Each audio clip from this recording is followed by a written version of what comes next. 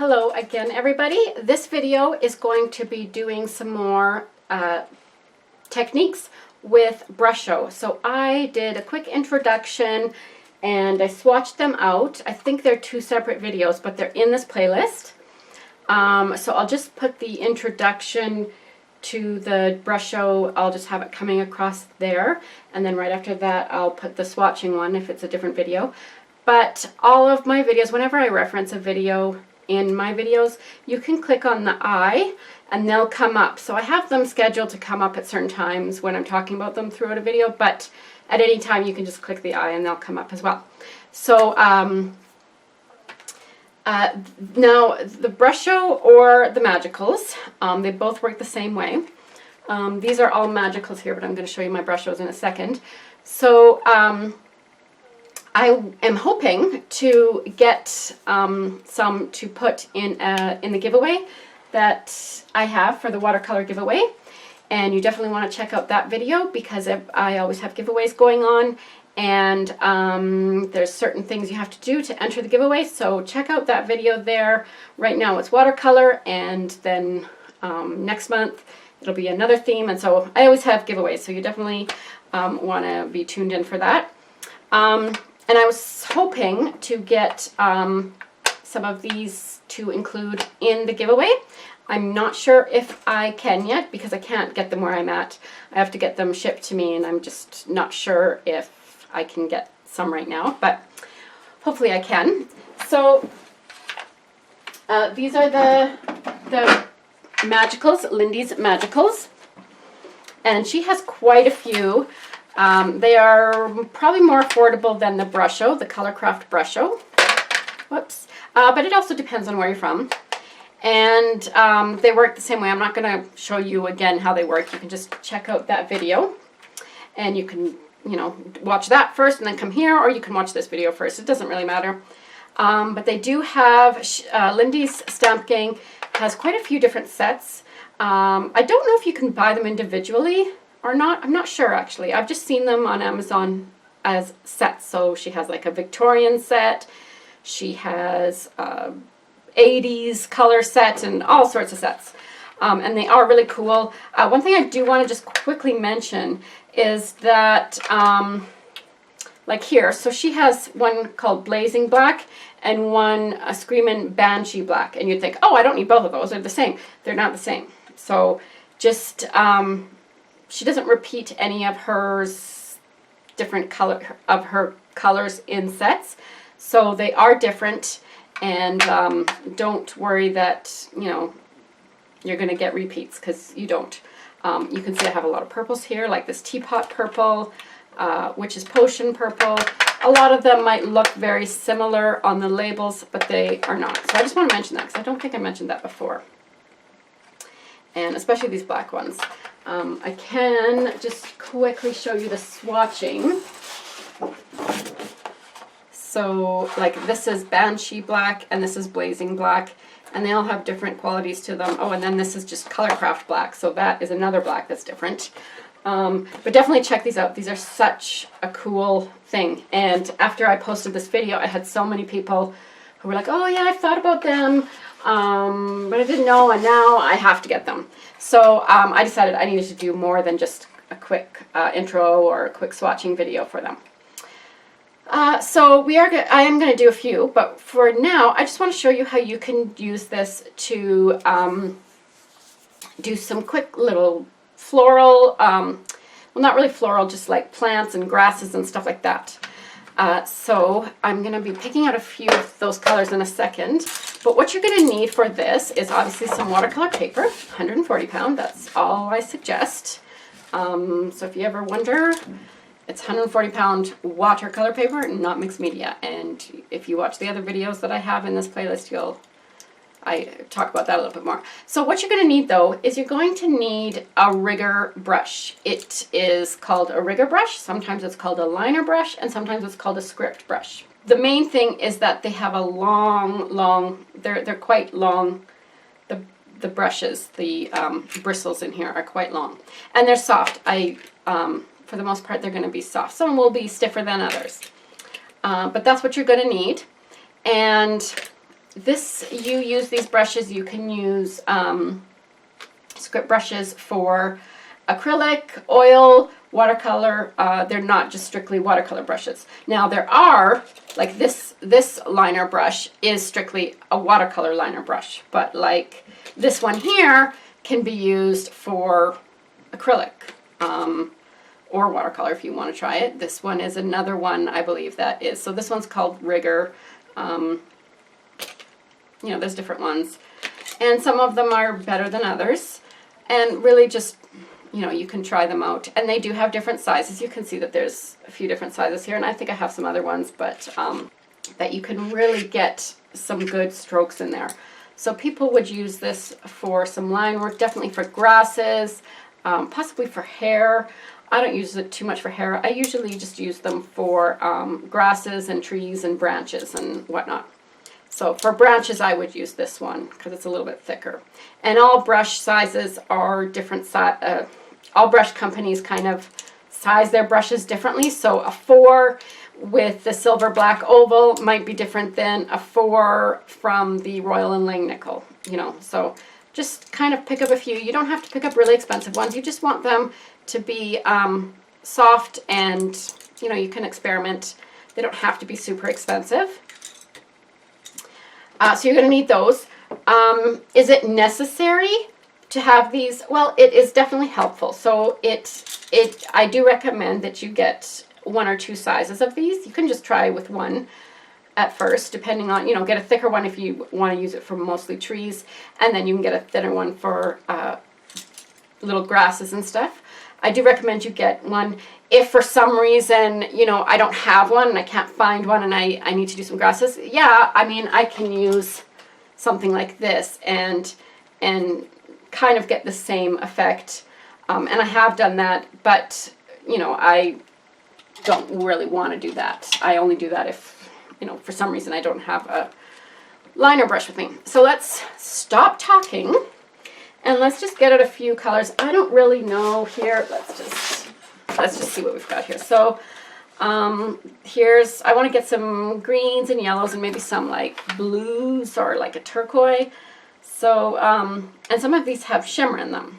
So I think I'm not going to use any shimmery right now. This is kind of a, there was a Halloween themed one, and I'm not much of a Halloween person, but I like the colors in it. This is called Freaky Frankenlime, and I think it has some glitter in it, so I'm not gonna use this. Mad Hatter Mint Green. That has some, I think there's a lot of green here. This Emerald Green actually would be a really good one. Oh, and there's a turquoise, let's take that one. Oh, there's a leaf green here that has some red in it. That might be kind of nice, just for different. I always like to include different brushes. There's lemon. I could add some of that. Maybe this just plain yellow. I've got that one. Okay, so that's good for that one. Let's just see if I can find a green one here. This Drop Dead Gorgeous Green has some turquoise in it, which might be nice. What else? This Ponderosa Pines Olive. Kind of like that one. That is right here. What else do I have? Curiouser Chartreuse. So I think that was from a Alice in Wonderland little set I got. And I think, you know, we're good. We don't do that much. I just can't decide between all the colors all the time. Okay, so all I'm going to do is I have my water bottle. Oh, and there's not a whole lot of water on here, but that might work. So I'm just going to sprinkle some of this on here, and you can watch my other videos to show you. All I'm going to say is just don't break open the packaging right away and before you start. There is a good way to do this. You don't want to get too much out at a time. So I just use the tacks, some little tacks, because I don't want to. You really don't need too much. So I've used that one. Let's do a little bit of this one. Unfortunately, I didn't do the same thing with this one. And you just need to sprinkle a little bit. Some of it you really can't even see at first. Like you are probably, there's probably not a whole lot you can see. And I'm not really trying to do this. I should probably do it in the middle of, or at the bottom where grass would normally be, but I'm doing it in the middle because this is just a demonstration piece. And for some reason there's no tape on this one. I don't know why. I might be kind of adding a little bit too much here, but I want to put some of this Ponderosa. Oof, there we go. Okay, there is some glitter in that one, but whatever. Okay, that's good enough.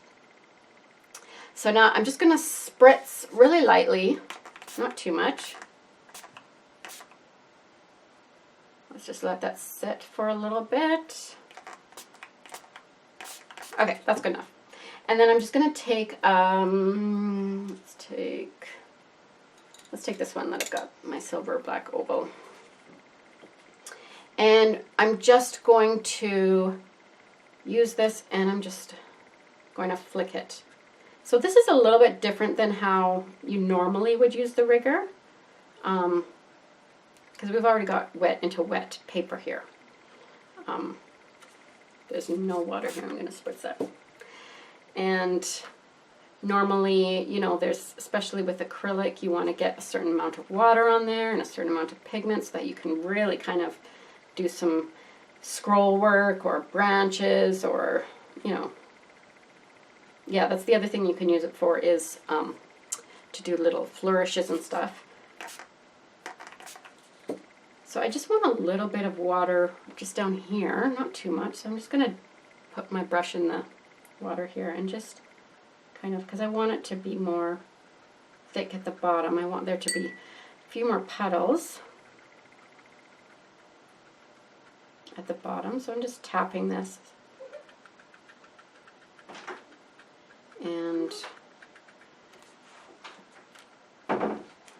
And then you can see that we've got still quite a bit of pigment here, so I'm just going to wash that off. I don't want to. And as the water sits on there a little bit more, there'll be more that you can do. But like you can see, I'm just going to zoom in a little bit. You can see how that creates just a really cool effect. And you can drag some through those petals that you did, and that will make some thicker grasses, some thinner. But I really like how this is just little wisps, and it's not even like a nice little strip, because grass is just really wispy, and that's the kind of look you want anyway, right? So you don't want a perfectly formed, you know, uniform branch, right? That's not what we want. We want it to look very kind of wild and whatnot, and just wispy, and some a little bit thinner, some a little bit thicker. So just be careful. Don't add too much water. And if you want, you know, you can even just put your brush in and then do wisps that way too. You don't have to just put your brush in and then add water. And you can just keep going, and you could, you know, go a little bit higher if you want. There's still some up here. So I'm going to try to make these a little bit. And make sure that you do them also. Oh, I like that one. There's like an odd color in there. This Brusho is awesome stuff because there's just some unexpected colors in there. And you might have some other questions, and I would encourage you to go and watch other videos I have on this, because it doesn't have to, when you sprinkle it, there's all sorts of pigments in that one color, but it doesn't have to be that way. You can get a nice uniform color, like this leaf green. You can get a nice uniform leaf green color without all those pigments in there. So just watch those other videos and you can find out how. I really like how there's just that odd purple in there. I don't know which one the purple was in, but okay, so you get the idea, and then you could just kind of, I'm just kind of wanting to get a few more in there. Isn't that cool? And you've got this really cool grass texture that would be hard to get using all sorts of different pigments. If you were to just take out your paint palette and be like, okay, so I'm going to get this yellow, and then it's just not as easy, and it's more time consuming. This is just a really cool, simple way of doing it. And you know, you already have like an awesome start to a painting. The grass is in the middle, but that's okay. So that is just a quick video. One thing I will tell you about using the rigger brush, because I haven't really mentioned, it's best to use it kind of, hold it at the end, and just to flick and you want to kind of come up as you flick. And it's okay if, you know, sometimes you don't even touch the paper. And just do it really lightly. Make sure you're not making it all one way. Even if you're trying to do a breeze going this way, there's still grasses that they're not going to be perfectly that way. You know, they're going to kind of move around.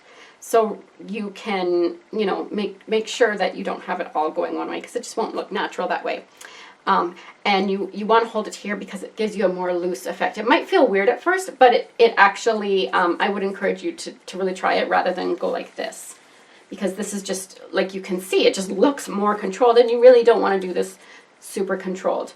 This is the same way I would work with acrylic. If I was doing this with acrylic, you really need to hold it here and not try to paint like this, because it's just, your hand is just too controlled. And yeah, so I hope you get the idea. If it feels weird to work the rigger brush like this, just keep doing it, because eventually it'll feel nice and relaxed, and it's just kind of fun, and it can be therapeutic. So that is all I have for this video. I'm going to come back with some more real cool Brusho techniques. So make sure you do hit the little notification bell, because you want to be notified of that, and you want to be notified when I put more videos up that you will need to watch for this giveaway. Bye for now.